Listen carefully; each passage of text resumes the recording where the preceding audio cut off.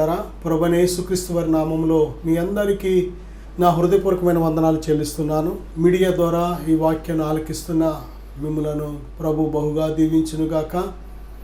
అలాగే ఈరోజు దేవుడు వెతుకుచున్న మనుషులు అనే అంశం మీద దేవుని మాటలు మనం ధ్యానం చేయబోతున్నాం. దేవుని వాక్యం ధ్యానించే ముందుగా చిన్న ప్రార్థన చేసుకుందాం. పరిశుద్ధాత్మ దేవుని సహాయాన్ని మనం కోరుకుందాం. పరిశుద్ధాత్మ దేవా, వందనాలయ్యా, మీ నామంలో చేరినాం తండ్రి. యేసు క్రీస్తు అనే మీ నామంలో ఇద్దరు ముగ్గురు ఎక్కడ కూడింద్రో వారి మధ్య ఉందని సెలవిచ్చిన మా ప్రియ ప్రభువా, ఇదిగో మీడియా ద్వారా ఎంతమంది మాటలు ఆలకిస్తున్నారు, వారిని దర్శించండి నాయన. మీ పరిశుద్ధాత్మ శక్తితో నింపండి అయ్యా. లేవనెత్తండి, ఘనమైన పాత్రలుగా నాయన, మీ దృష్టిలో పడే పాత్రలుగా, మీరు కోరుకునే పాత్రలుగా, మీరు ఇష్టపడే పాత్రలుగా వారి జీవితాలు ఉన్నట్టుకు సహాయం దయచేయమని, కొద్ది నిమిషాలు నాయన వాక్యం ద్వారా మాతో మాట్లాడమని, వినే చెవి గ్రహించే హృదయం దయచేయమని యేసుక్రీస్తు వారి నామంలో ప్రార్థిస్తున్నాను తండ్రి, ఆమేన్. ప్రియబిడ్డలారా, ఈరోజు దేవుని వాక్యాంశము దేవుడు వెతుకుచున్న మనుషులు. దేవుడు ఎవరిని వెతుకుతున్నాడు, ఎటువంటి వారి కోసం ఎదురు చూస్తున్నాడు అని మనం చూసినట్లయితే బైబిల్ గ్రంథంలో చాలా చక్కటి గొప్ప సత్యాలు మనం నేర్చుకోగలం. తన ఎడల యథార్థ హృదయము గల వారిని బలపరచుటకై యెహోవా కనుదృష్టి లోకమందంతటను సంచారము చేయుచున్నది. తన యందు యథార్థ హృదయము గల వారిని బలపరచుటకై దేవుని కనుదృష్టి లోకమందంతటా సంచారము చేయుచున్నది. దేవుని అందలి యథార్థమైన హృదయము. హృదయాలు చాలా రకాలు. ప్రియబిడ్డలారా, యథార్థమైన హృదయము కలిగి ఉండుట అది గొప్ప ధన్యత, గొప్ప ఆశీర్వాదం. అది దేవుడిచ్చే గొప్ప ఉన్నతమైన కృప. యథార్థమైన జీవితం, యథార్థ హృదయం కలిగిన వారికే ఉంటుంది. యథార్థత అనేది నటించేది కాదు, జీవించేది. యథార్థత అనేది దేవునికి ఇష్టమైన ప్రవర్తన. యథార్థత అనేది దేవుని బిడ్డలారా గొప్ప ప్రతిఫలము తెచ్చిపెట్టే గుణం అది. యథార్థత, ఇటువంటి యథార్థత దేవుని బిడ్డలారా మనం ఎప్పుడైతే కలిగి ఉంటామో మనుష్యుల దయందు వర్ధిల్లుతాం, దేవుని దయందు వర్ధిల్లుతాం. యథార్థ హృదయం నిజమే ప్రియబిడ్డ. హృదయంలో ఏదైతే ఉందో బయట అదే మాట్లాడడం.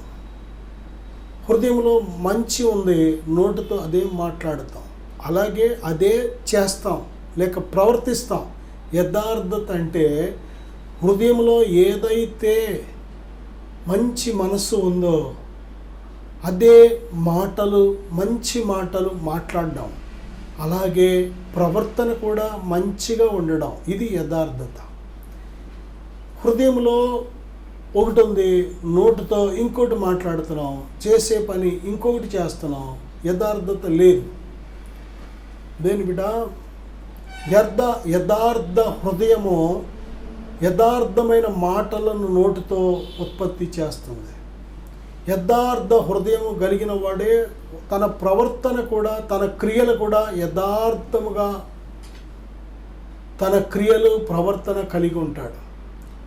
యథార్థత అనేది మెయిన్, ప్రాముఖ్యంగా హృదయంలో లేకపోతే, హృదయంలో యథార్థత లేకపోతే, అంతరంగంలో యథార్థత లేకపోతే వాడు ఎంత నీతి కలిగిన కౌర్లు చెప్పినా, యథార్థమైన కౌర్లు చెప్పినా దేని బిడ్డ దేవుని దృష్టిలో వేషధారి. యథార్థత అనేది నోటి మాటలోనే కాదు, హృదయంలో యథార్థత కావాలి. ఎందుకంటే దేవుడు హృదయాన్ని చూసే దేవుడు. హృదయం నిండి ఉండి దానిని బట్టే నోరు మాట్లాడుతూ ఉంటుంది.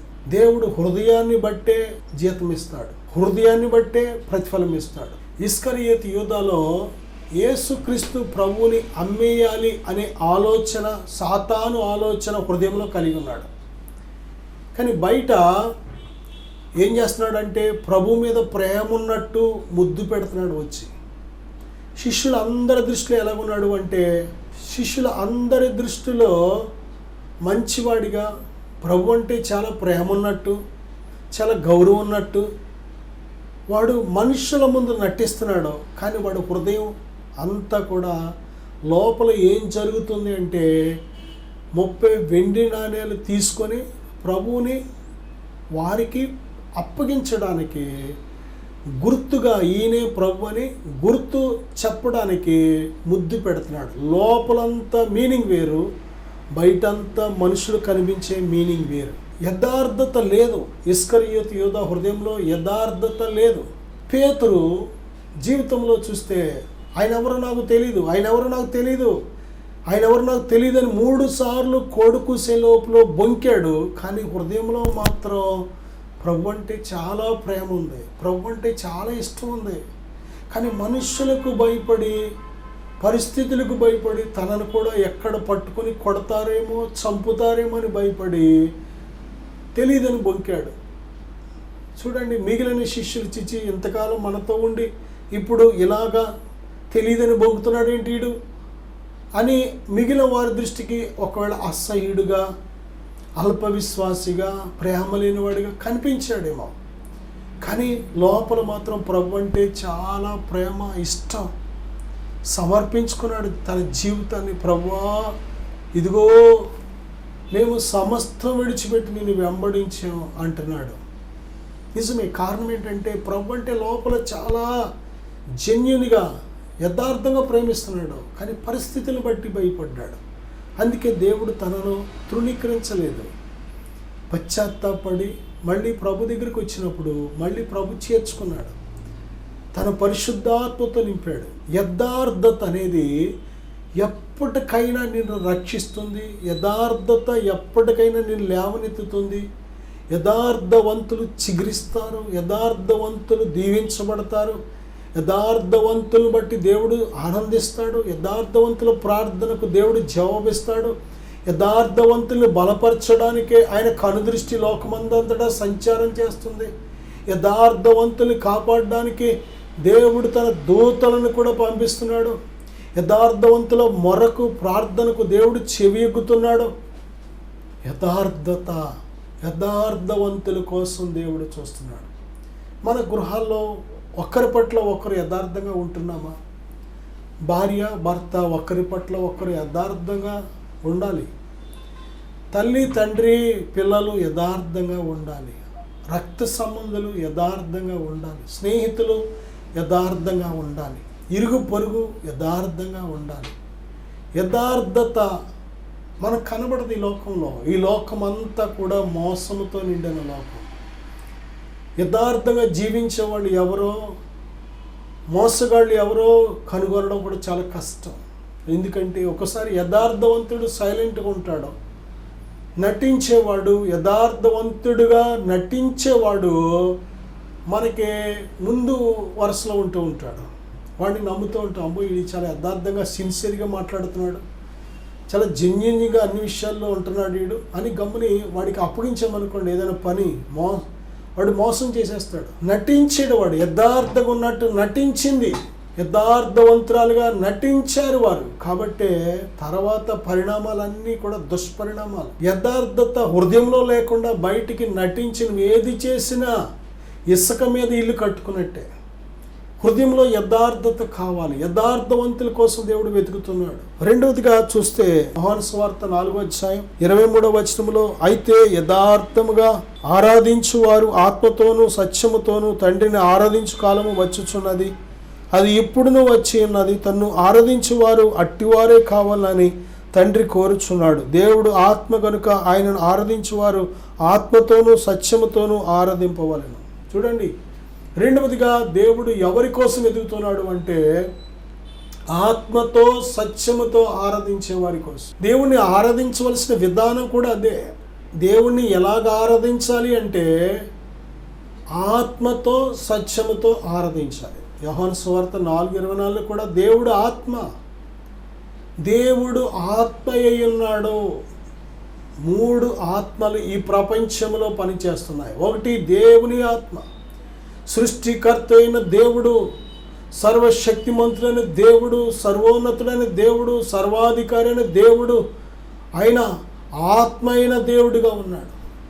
దేని బిడ్డలారా, త్రియేక దేవుడు ఆయన మానవ శరీర ఆకారాన్ని దాల్చి వచ్చాడు అంతే. యేసుక్రీస్తు అనే గొర్రె పిల్లగా వాక్యమైన దేవుడు యోహాను సువార్త 1:14 ఆ వాక్యము శరీరధారి అయి కృపా సత్య సంపూర్ణుడిగా మన మధ్య నివసించెను. వాక్యమైన దేవుడు, ఉన్నవాడు అనువాడు అనైన దేవుడు, ఆది నుండి ఉన్నవాడు అంచము వరకు ఉండేవాడైన దేవుడు ఆత్మయే ఉన్నాడు.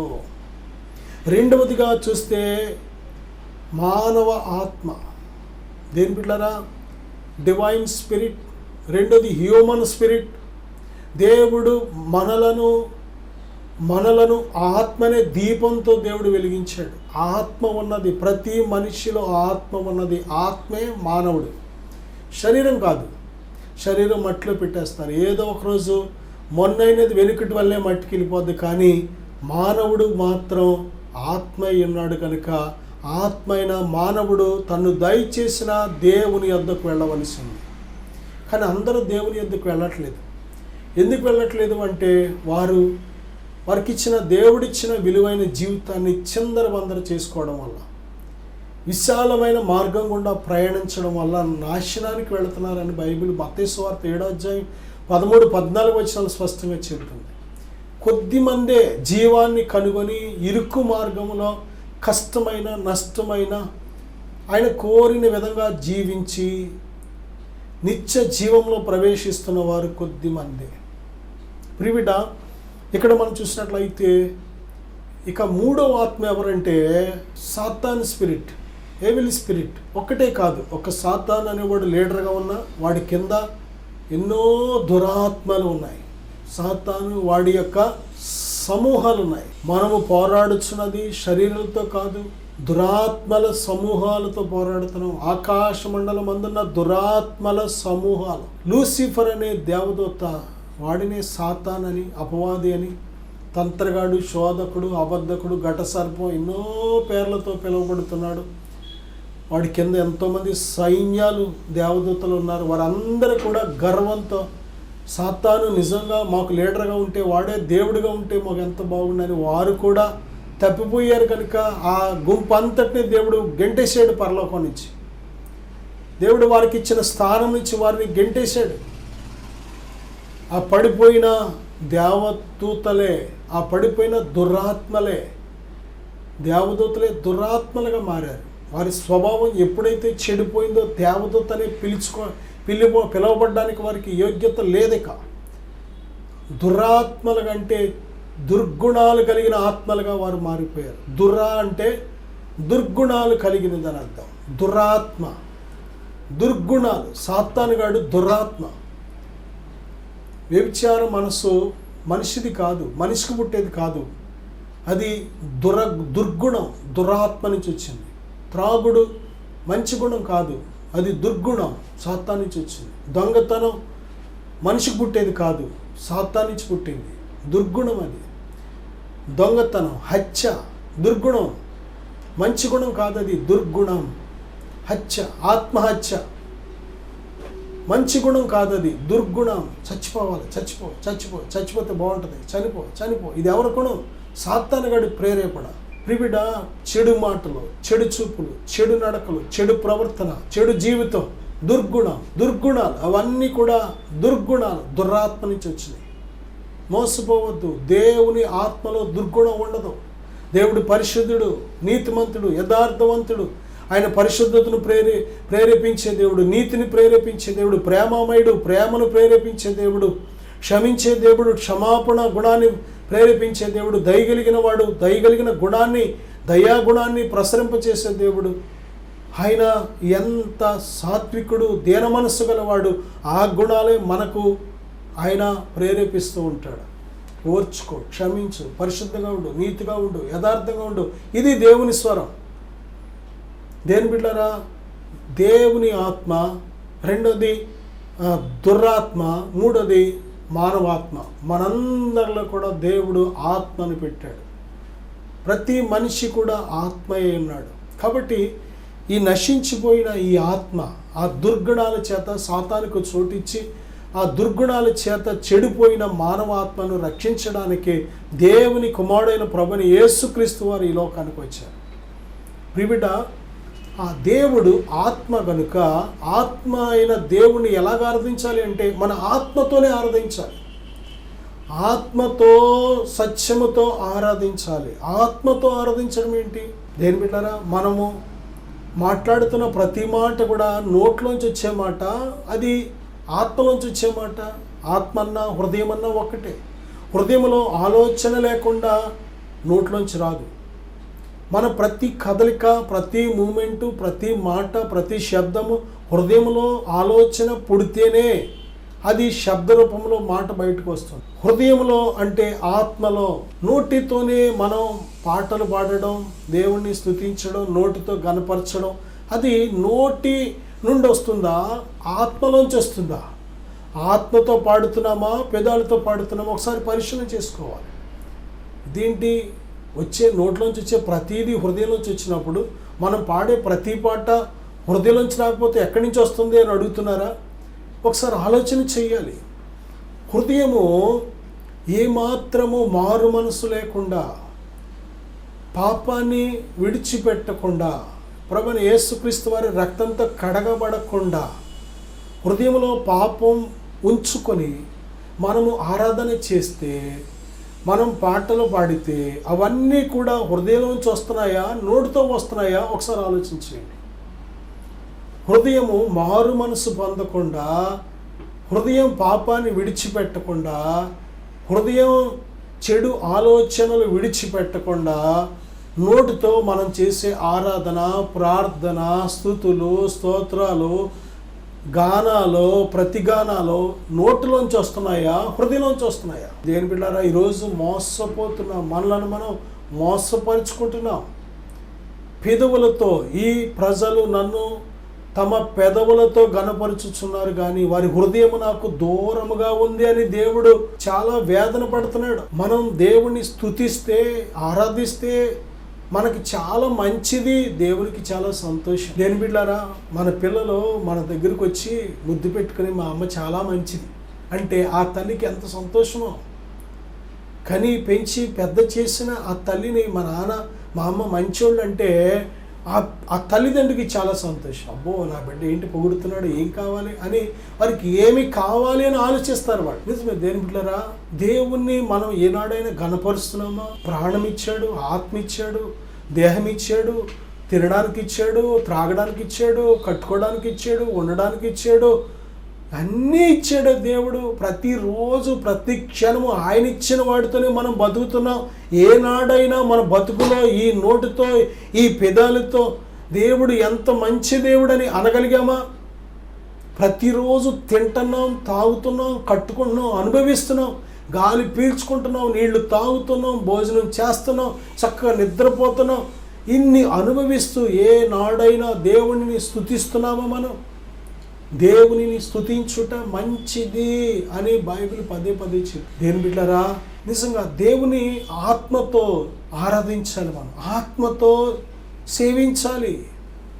అందుకే అపొస్తలుడైన పౌలు అంటాడు కదా, నా ఆత్మ యందు నేను సేవించుచున్న దేవుడు, నేను ఎవరిని సేవించుచున్నాను అంటాడు. అబ్రహాం కూడా నేను ఎవరిని సేవించుచున్నాను ఆ దేవుడు నీకు తన దూతను ముందుగా పంపించునని తన దాసుడని ఎలియాజరుతో చెప్తున్నాడు. దేని బిడ్డలారా, రాజు అంటున్నాడు దానియేలుతో, అనుదినము నీవు తప్పక సేవించుచున్న నీ దేవుడు నిన్ను రక్షింపగలిగినా అని అడుగుతున్నాడు. నీవు ఆత్మలో సేవిస్తున్నావా దేవుణ్ణి? పిదాలతోనే సేవిస్తున్నావా? దేవుడు ఎవరిని కోరుతున్నాడంటే ఆత్మతో, సత్యముతో ఆయనను ఆరాధించేవారిని, ఆయనను సేవించేవారిని, ఆయనను స్తుతించేవారిని ఆయన కోరుతున్నాడు. ఇదంతా కూడా ఏదో మన తృప్తి కోసం.